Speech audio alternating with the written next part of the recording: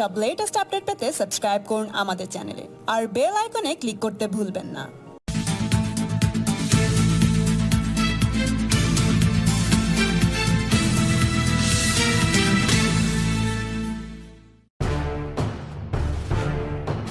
Sarada chit fund দুর্নীতি অভিযুক্ত তিনি প্রায় বছর তিনেক কারাবাসের পর আপাতত জামিনে মুক্ত। জেলে থাকাকালীন একাধিক বিস্ফোরক অভিযোগ এনেছে তৃণমূলের প্রাক্তন রাজ্যসভার সাংসদ কুণাল ঘোষ। এর আগে তদন্তের স্বার্থে একাধিকবার বিভিন্ন প্রভাবশালী ব্যক্তিদের সঙ্গে তার মুখোমুখি জেরার দাবি জানিয়েছেন। এবারও সেই মুখোমুখি জেরার দাবি তুললেন বিজেপি নেতা মুকুল রায়ের সঙ্গে। চলতি বছরের ফেব্রুয়ারিতে সারদা তদন্তে সিবিআই জিজ্ঞাসাবাদের জন্য ডাকে কুণাল ঘোষকে। শিলংয়ে সেই তদন্তে তার মুখোমুখি বসানো হয় কলকাতার প্রাক্তন নগরপাল তথা সারদার তদন্তে গঠিত সিটের প্রধান রাজীব কুমারকে। ওই জেরায় কেন্দ্রীয় গোয়েন্দা সংস্থার আধিকারিকদের বেশ কিছু গুরুত্বপূর্ণ নথি তুলে দেন তৃণমূলের এই প্রাক্তন সাংসদ। সেই জেরার এদিন 1 মাস পূর্তি। এদিন ফেসবুকে সারদা তদন্তের অগ্রগতি নিয়ে পোস্ট করেন কুণাল ঘোষ। সেখানে তার দাবি, প্রাক্তন সর্বভারতীয় সাধারণ সম্পাদক মুকুল রায়ের সঙ্গে তাকে মুখোমুখি জেরা করা হোক, তাতে বহু গুরুত্বপূর্ণ তথ্য বেরিয়ে আসতে পারে। সারদা তদন্তের এর আগে মুকুল রায়কেও জিজ্ঞাসাবাদ করেন সিবিআই।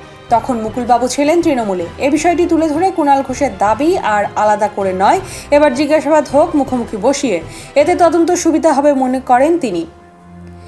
গ্রেফতারের সময় প্রভাবশালী হিসেবে আখ্যায়িত করা হয় তৃণমূলের প্রাক্তন সাংসদ কুণাল ঘোষকে। তবে অভিযোগ অস্বীকার করে কুণালবাবু দাবি, বহু বিশিষ্টজন সারদা কেলেঙ্কারির সঙ্গে জড়িত, যদি তাদের নাম এখনো প্রকাশ্যে আসেনি। খবর প্রকাশ, বিজেপি নেতা মুকুলবাবু এখন ব্যস্ত তৃণমূলের বিভিন্ন নেতাদের সঙ্গে যোগাযোগে। সেই সময়ই এই বিজেপি নেতার নাম সামনে এলে তাহলে কি অন্য কোনো কিছুর ইঙ্গিত দিতে চাইলেন কুণাল ঘোষ?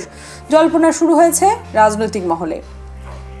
এছাড়াও ফেসবুক পোস্টে এই ঘটনার তদন্তে সিবিআই আধিকারিকদের তৎপরতা নিয়ে সরব হন রাজ্যসভার প্রাক্তন সাংসদ।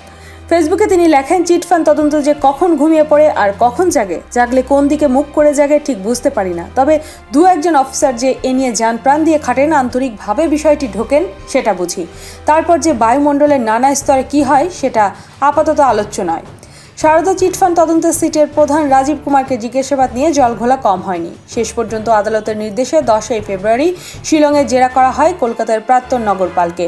কুণাল ঘোষের সঙ্গে হয় মুখোমুখি জেরা। জানা যায়, সেই জেরার সামনে আসে বেশ কিছু গুরুত্বপূর্ণ তথ্য।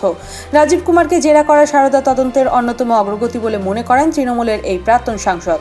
ফেসবুক পোস্টে দাবি, তদন্তে 2013 সালে বিধাননগর কমিশনার গোয়েন্দা প্রধান অর্ণব ঘোষের মুখোমুখি হতে চান তিনি।